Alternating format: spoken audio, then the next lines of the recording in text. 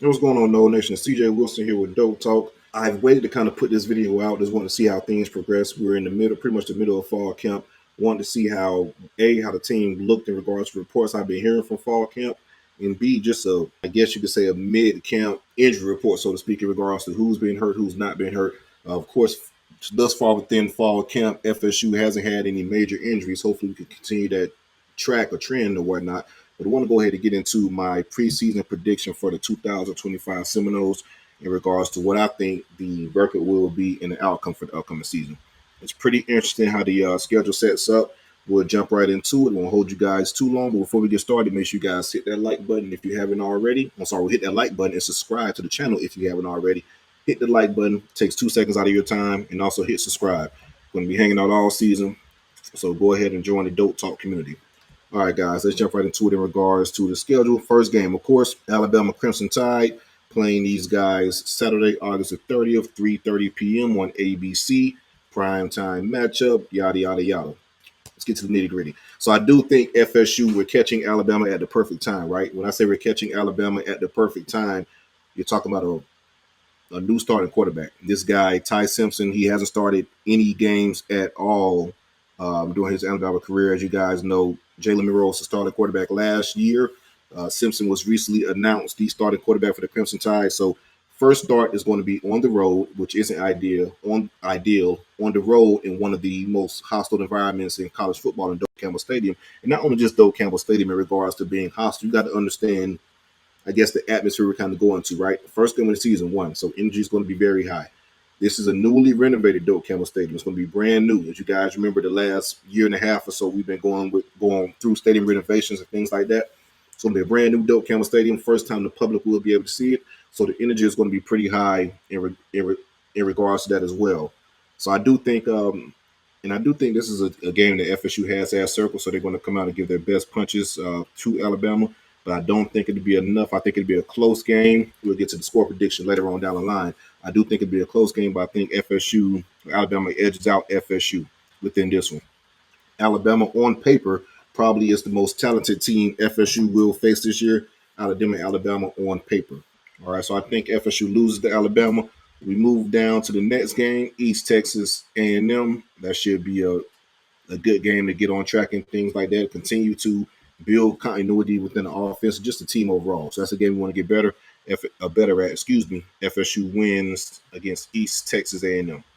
All right, we got Kent State. Actually, we have a bye week rather. Then we have Kent State going into family weekend. It's going to be the Hall of Fame weekend as well. I like FSU to win versus Kent State. All right, moving on to ACC play. The first ACC game for the Noles this year will be on the road against Virginia.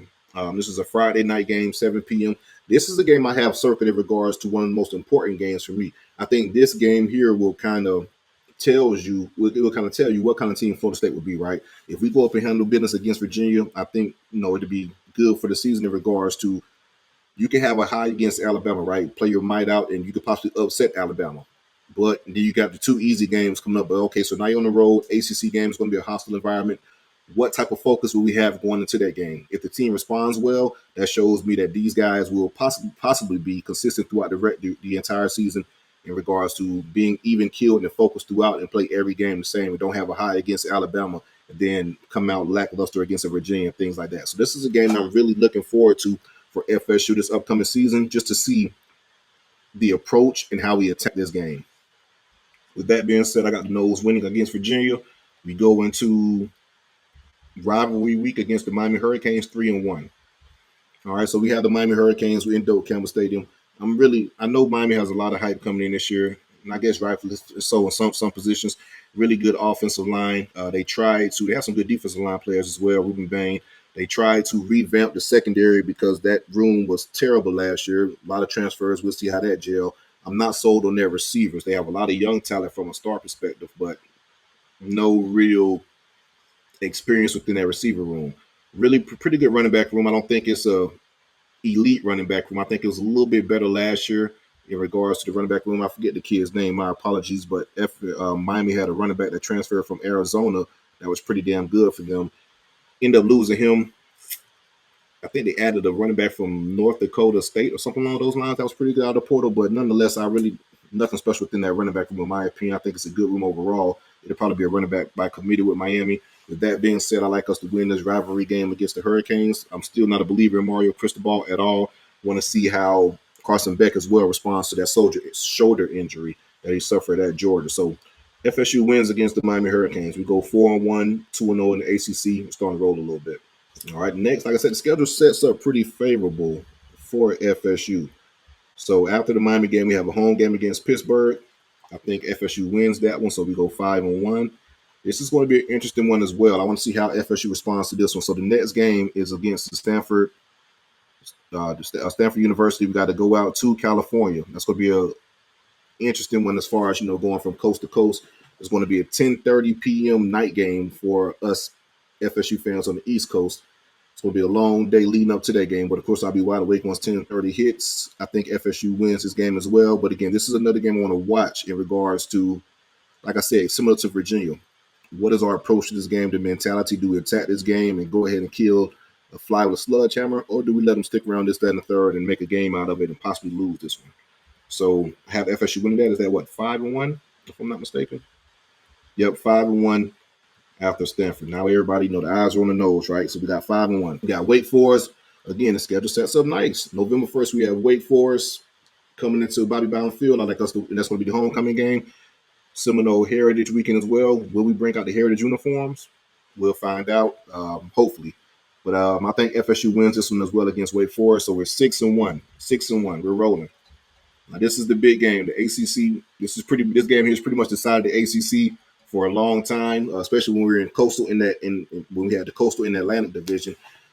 November 8th, FSU plays the Clemson Tigers. This should be, if everything holds, like I said, with one loss, with the one loss only coming to Alabama to this point, it should be probably one of the biggest games of that weekend, maybe even College game day.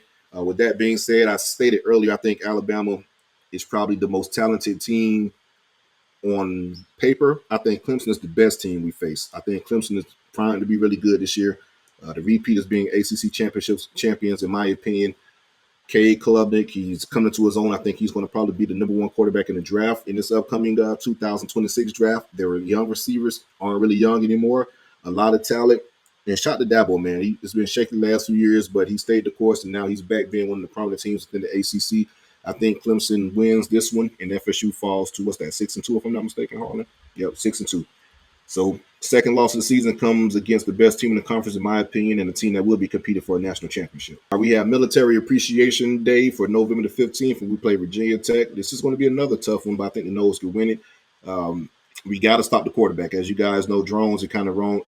Virginia Tech goes as good as the quarterback goes with drones. I think if we stop him, we should be in good shape. Now, this is a game that should scare all FSU fans. I still have nightmares within this team and playing this team. And it's crazy. It's literally the same situation. Friday night, 8 p.m. in Raleigh, North Carolina against the NC State Wolfpack. Just had nightmares myself thinking about it. So, right, we don't have a good history going on the road against North Carolina State in Raleigh. I think that stadium has some type of superpowers, especially when we come in. And night games is typically when we play them. So, of course, this game here is going to be a night game as well. I don't think it'll be good news for the Seminoles. I think FSU dropped this one on the road to NC State. They have a pretty good young quarterback in C.J. Bailey, the quarterback for NC State. He is a true sophomore. You guys remember he played pretty well as a true freshman going back to his high school days. He played at Chaminade down in South Florida. His receivers in high school was JoJo Trader, the receiver for Miami, and Jeremiah Smith, the all-world receiver for Ohio State. So I think FSU drops this one on the road, being the third loss in the season. All right, guys, so that has FSU as 8-3 going into the final game of the season against the Florida Gators in Gainesville.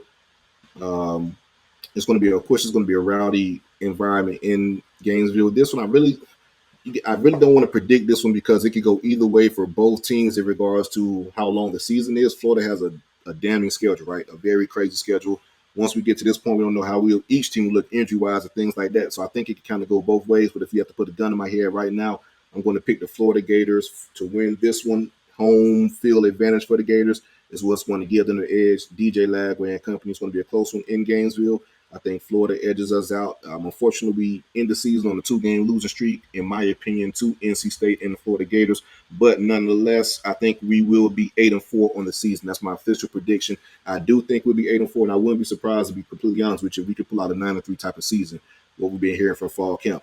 And to be real with you, I won't be surprised by any damn thing Florida State does. We went 2-10 last year, so this team can come out and win 5 games this year. I wouldn't be surprised. 4 games, I wouldn't be surprised. So anything from a terrible season to a good season, I really would not be surprised in regards to the outcome for the 2025 Florida State Seminoles. But I will say, in regards to the positive reviews I've been hearing out of fall camp, I do feel good about this team. It's a lot different from a work standpoint and a leadership standpoint than what we had last year. I think last year's team was kind of still drinking, well, not kind of, we were still drinking the 2023 Kool-Aid. This team here knows that all of that shit is, each team has its own identity. Each team is a new team. You got to attack the season with the mindset that last year didn't happen. We're a new team. Only thing we can control is what we can do for this 2025 and this upcoming season. So I do think we'll be 8-4 on the year. Wouldn't be surprised by any other record as well. You guys let me know in the comments what you think the 2025 Seminole record will be. Like and subscribe. Go Noles.